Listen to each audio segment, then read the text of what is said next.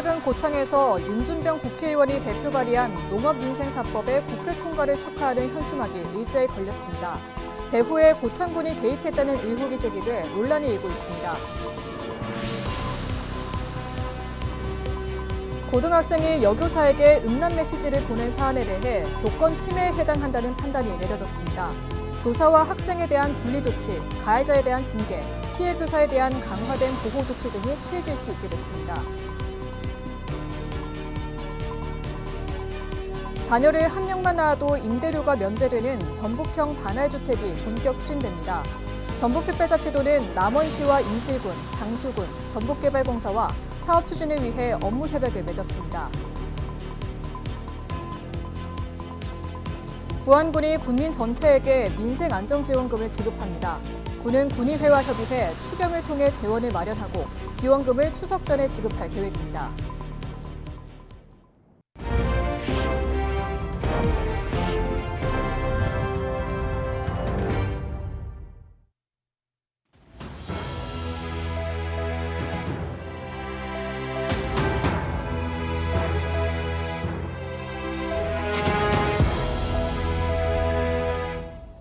시청자 여러분 안녕하십니까? 헬로티비 뉴스입니다. 최근 고창에서는 윤준병 국회의원이 대표 발의한 농업민생사법의 국회 통과를 축하하는 현수막이 일제히 걸렸습니다. 윤 의원의 성과를 부각하는 이 현수막은 지역단체나 농협이 게시한 건데요. 그런데 그 배후에 고창군이 개입했다는 의혹이 제기됐습니다. 이나라 기자입니다. 고창군 읍내는 물론 면 단위 곳곳까지 내걸린 현수막. 단체 이름은 제각각이지만 모두 농업사법 통과를 환영하며 이를 윤준병 의원의 성과로 내세우고 있습니다. 하지만 일부 농민단체는 정작 핵심 요구인 공공비축 및 수매 확대 등이 빠진 껍데기일 뿐인 법안이라며 불만을 터뜨립니다. 농민사법 법안이 통과됐다고 좋아할 줄 알았습니까? 진정 농민들이 원하는 바 골자는 다 빼버린 법안. 제대로 된 농민사법으로 자랑질하던가. 농민들은 개탄합니다. 그럼에도 현수막이 일제히 걸린 건 고창군청이 뒤에서 부추겼기 때문이라는 주장이 나왔습니다. 군청 직원이 단체와 농협에 반복적으로 전화를 걸며 현수막 게시를 종용했다는 겁니다. 행정기관인 고창군청이 현직 국회의원의 이름을 집어넣어 조직적으로 현수막을 게시를 추진하고 종용한 것은 명백한 관건개입 선거운동입니다. 군청의 이러한 행위는 농민과 농업단체에 대한 부당한 압력으로 작용하며 지역 농협 관계자도 군청의 요청 때문에 현수막을 걸었다고 말했습니다. 한번 넘는데 이제 아무래도 군에서 협정 주고 그런 게 농협이다 관련된 사업이다 보니까 해가지고 붙인 걸 알고 있습니다. 이에 대해 고창군은 여러 번 전화를 건 사실은 없으며 단순히 협조를 구했을 뿐이라고 해명했습니다. 한 번씩 이런 일이 있는데 어떻게 생각하냐 좋게 생각하면은 한번 좋은 뜻을 표시를 한번 해줬으면 좋겠다 그런 정도지. 문제를 제기한 고창군 농민회 등은 고창군에 정식으로 민원을 넣고 철저한 진상규명과 책임자 처벌을 촉구했습니다. 행정기관이 농민들의 목소리는 외면한 채 특정 정치인의 공적 홍보에 앞장섰다는 비판이 나오고 있습니다. 헬로티비 뉴스 이나라입니다. 전북 지역 한 고등학생이 여교사에게 음란 메시지를 보낸 사안에 대해 교권 침해에 해당한다는 판단이 내려졌습니다. 전북특별자치도 교육청은 18일 행정심판위원회를 열고 해당 행위는 교육활동 중에 발생한 것으로 봐야 한다며 이같이 결정했다고 밝혔습니다. 이는 익산교육지원청 교권보호위원회가 교육활동과 연관성이 없다면서 교권 침해가 아니라고 판단한 것을 뒤집은 것입니다. 이에 따라 익산교육지원청은 교권보호위를 다시 열고 이 사안을 심의해 교권 침해로 의결한 뒤 후속 절차를 밟게 됩니다. 교권보호위가 교권 침해로 결정하면 교사와 학생에 대한 분리조치, 가해자에 대한 징계, 피해 교사에 대한 강화된 보호 조치 등이 취해질 수 있습니다. 자녀를 한 명만 낳아도 임대료가 면제되는 전북형 반할주택이 본격 추진됩니다. 전북특별자치도는 19일 남원시와 임실군, 장수군, 전북개발공사와 1단계 사업 추진을 위해 업무 협약을 맺었습니다. 반할주택은 남원과 장수, 임실에 각각 100세대씩 공급되고 1단계 사업이 끝난 뒤 200세대가 추가로 조성될 예정입니다. 입주자는 임대보증금을 최대 5천만 원까지 무이자로 지원받을 수 있으며 시세보다 절반가량 저렴한 임대료로 거주할 수 있습니다. 특히 전국 최초로 자녀를 한 명만 낳아도 월 임대료 전액이 면제됩니다. 부안군이 군민 전체에게 1인당 30만 원씩 민생안정지원금을 지급합니다. 지원금은 지난 12일부터 신청일까지 주민등록을 부안에 두고 있는 군민과 결혼 이민자 등에게 선불카드 형태로 지급될 예정입니다. 군은 군의회와 협의해 제2회 추경을 통해 재원을 마련하고 지원금을 추석 전에 지급할 계획입니다. 이번 민생안정지원금은 어려운 지역 경제에 활력을 불어넣고 부안 군민의 생활 안정에 도움이 될 수 있도록 추석 명절 전에 신속히 지급하도록 하겠습니다. 매년 여름이면 계곡이나 하천에서 다슬기 잡는 분들을 어렵지 않게 볼 수 있습니다. 시원한 물속에서 다슬기나 우렁이를 잡다 보면 시간 가는지도 모를 정도인데요. 그런데 매년 다슬기를 채취하다가 목숨을 잃는 사고가 잇따르고 있어 각별한 주의가 필요합니다. 서희동 기자입니다. 경북 예천군 용궁면의 한 하천. 지난 1일 밤 8시 2분쯤 이곳에서 80대 노모가 사라져 평소 사용하던 보행기만 보인다는 신고가 접수됐습니다. 다슬기를 잡으러 혼자 나섰다는 신고자의 말에 따라 긴급하게 출동한 소방대원은 물속에서 어르신을 발견했습니다. 다슬기를 채취하러 가신 어르신분이 돌아오지 않는다는 신고를 받고 출동한 바 수색 끝에 발견하였으나 이미 사망한 상태였습니다. 이 밖에도 지난달 28일에는 경북 영천시 대창면의 하천에서 70대 남성이, 지난달 5일에는 문경시 가은읍 영강에서 80대 어르신이 숨지는 사고가 발생했습니다. 모두 다슬기나 우렁이를 채취하러 나섰다가 변을 당했습니다. 지난 2022년부터 지난해까지 여름철 다슬기 관련 순환사고 구조 활동은 전국에서 총 59건 이뤄졌고 이 중 14명이 숨졌습니다. 올해만 해도 지난 10일까지 10명이 목숨을 거뒀습니다. 비교적 쉽게 채취할 수 있는 다슬기와 우렁이를 잡다가 사고가 발생하는 이유는 무엇일까?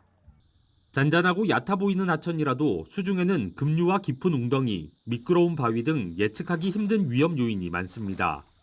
수영에 자신 있는 사람이라도 당황하면 순간적으로 대처 능력을 잃을 수 있습니다. 따라서 다슬기를 채취할 때는 반드시 구명조끼를 착용해야 합니다. 특히 구명조끼가 벗겨지지 않도록 다리끈을 체결하는 것은 필수입니다. 또 혼자서 행동하지 말고 수시로 주변 위치를 확인해야 합니다.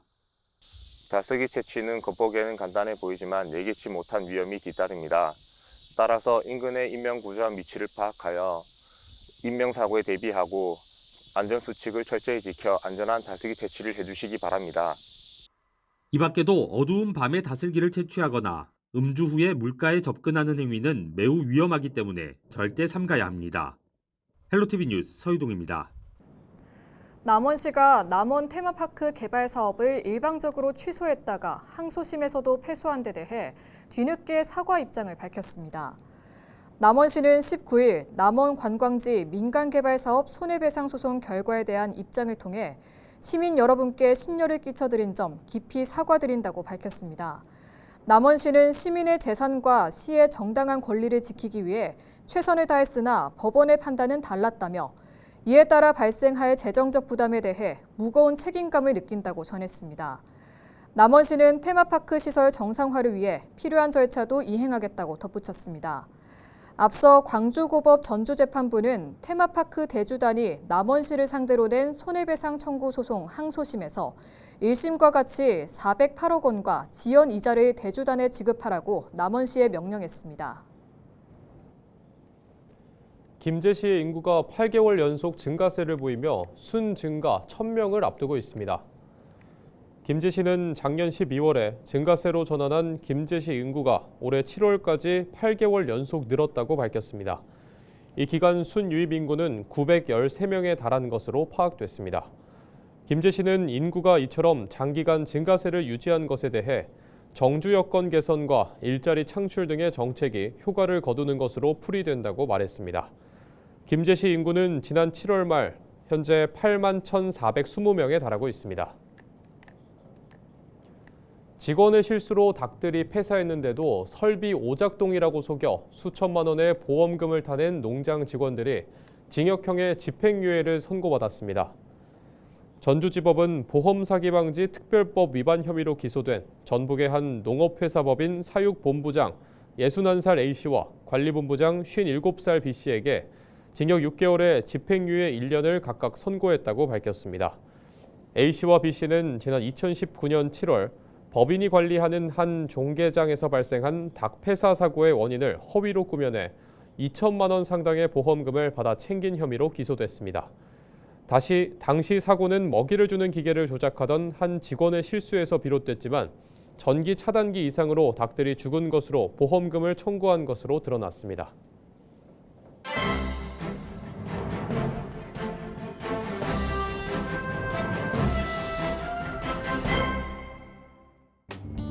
전북 도민일보 기사입니다.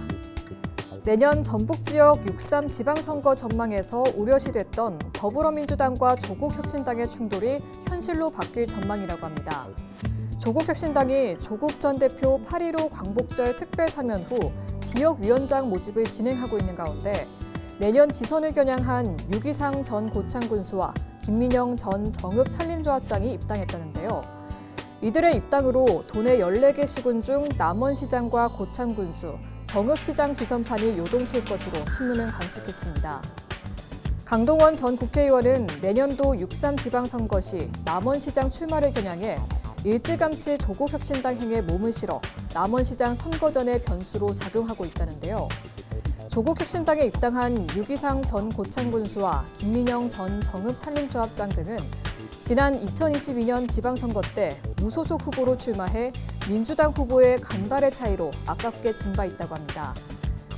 민주당의 한 중진 의원은 민주당 공천에 불복하거나 경선보다는 본선에 자신 있는 일부 후보들의 탈당 가능성을 예상할 수 있다며 결국 이들이 조국혁신당을 선택하면 전북지선은 예측 불허의 전장으로 확대될 수밖에 없다고 예측했다고 신문은 전했습니다. 지금까지 신문 브리핑이었습니다.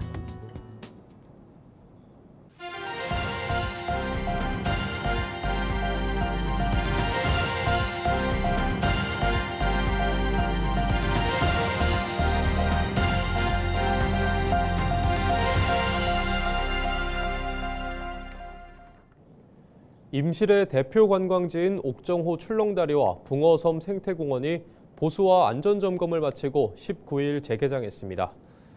임실구는 방문객을 위해 붕어섬 생태공원에 여름꽃 13,000본을 심고 더위를 식힐 수 있는 물안개 분무 시설을 설치했습니다. 옥정호 출렁다리와 붕어섬 생태공원의 재개장을 통해 지역관광 활성화와 더불어 자연친화적 휴식공간 제공에 최선을 다하겠습니다. 전북의 8개 해수욕장이 19일 모두 폐장했습니다. 올여름 도내 해수욕장을 찾은 이용객은 36만 7천여 명으로 지난해보다 약 48% 늘었습니다. 특히 부안 지역 해수욕장에 26만여 명이 몰리며 가장 인기를 끌었습니다. 전북자치도는 변산 해수욕장의 선셋 비치펍과 군산 선유도 여름축제 등 다양한 문화 행사가 방문객 증가로 이어졌다고 분석했습니다. 또 개장 기간 단 한 건의 안전사고도 발생하지 않았다며 폐장 이후에도 안전관리에 힘쓰겠다고 밝혔습니다. 부안군과 동학농민혁명 기념재단이 오는 20일 부안 동학농민혁명 세계로 가다를 주제로 학술대회를 엽니다.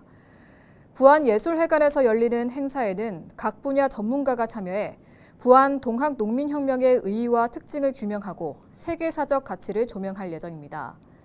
또한 부안 백산성지의 역사적 의미와 건립 예정인 세계시민혁명 전당의 활용 방향 등에 대해 논의할 계획입니다.